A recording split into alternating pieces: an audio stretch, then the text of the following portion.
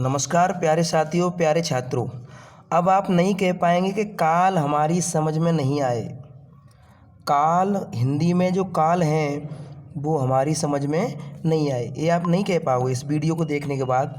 तो इस वीडियो को आप ढंग से देखेंगे। चलिए शुरू करते हैं। देखिए, काल एक बिल्कुल सरल टॉपिक है समझने के लिए। आप इसको आसानी से समझ सकते हैं, रीट वाले विद्यार्थी हों तो। चलिए बात करते हैं। देखिए, राम ने खाना खाया या खा चुका। भूतकाल की बात कर रहे हैं हम। भूतकाल के 6 भेद होते हैं। राम ने खाना खाया या खाना खा चुका, सामान्य भूतकाल। अब बात करते हैं अपूर्ण भूत की।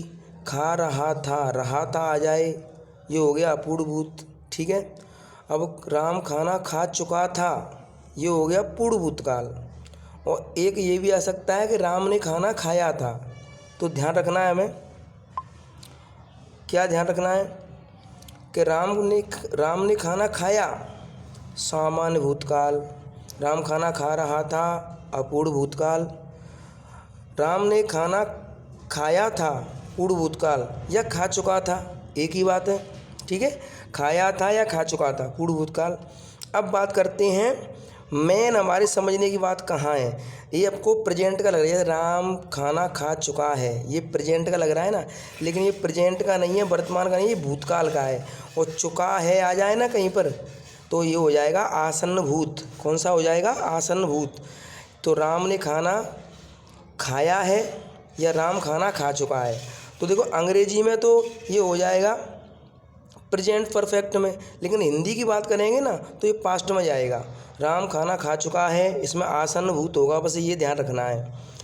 और राम ने खाना खाया है, आसन्न भूत होगा इसमें। अब बात करते देखो आगे। राम ने खाना खाया होगा, संदिग्ध भूतकाल, संभावना जताई जा रही है यहाँ पर। खाया होगा, या होगा है नहीं, ऐसे या होगा ई होगी। जैसे सीता विद्यालय गई होगी, तो यहाँ पर संदिग्ध भूतकाल हो जाएगा। ठीक है। और हेतु मत को तो आपको एक पहचान रखनी है।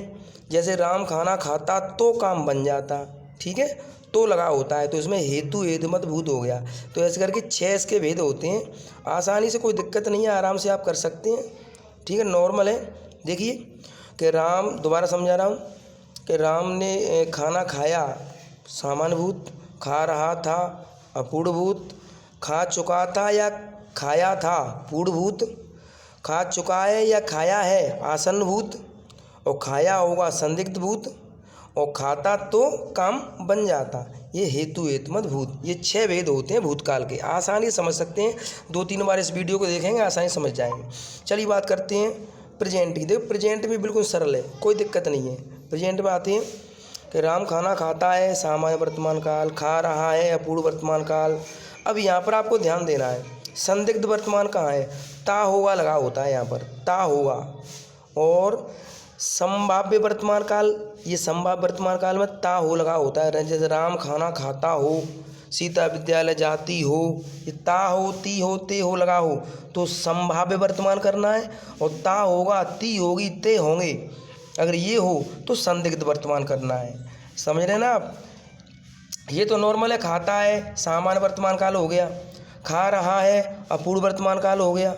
अब यहाँ बात करते हैं, ये तो खाता होगा, ता होगा, ती होगी, ते होंगे, बात आए नहीं, तो संदिग्ध वर्तमान काल करना है। और ता हो, ती हो, ते हो, तो यहाँ पर संभाव्य वर्तमान करना है। और आज्ञार्थ वर्तमान कहाँ होता है? राम खाना खाओ, ठीक है, मनोज घर जाओ, ये आज्ञा की बात कर रहे हैं। ठीक है, तो यहाँ पर ध्यान देना है हमें। जैसे ये खाओ, ये पास्ट का लग रहा है हमें, लेकिन ये प्रेजेंट का है, ध्यान रखना है। ठीक है, बहुत सारी बातें हमको ध्यान रखनी है। चलिए बात करते हैं भविष्यकाल की। भविष्यकाल बिल्कुल सिंपल है। देखिए, राम खाना खाएगा, सामान्य भविष्यकाल। शायद राम खाना खाए, संभावना जताई जा रही है भविष्यकाल में। शायद राम खाना खाए, आगे खाए खाना, तो संभाव्य भविष्यकाल हो गया। अब यहाँ पर हम बात करते हैं कि राम खाना खाइएगा, ईएगा लगा होता है, ईएगा।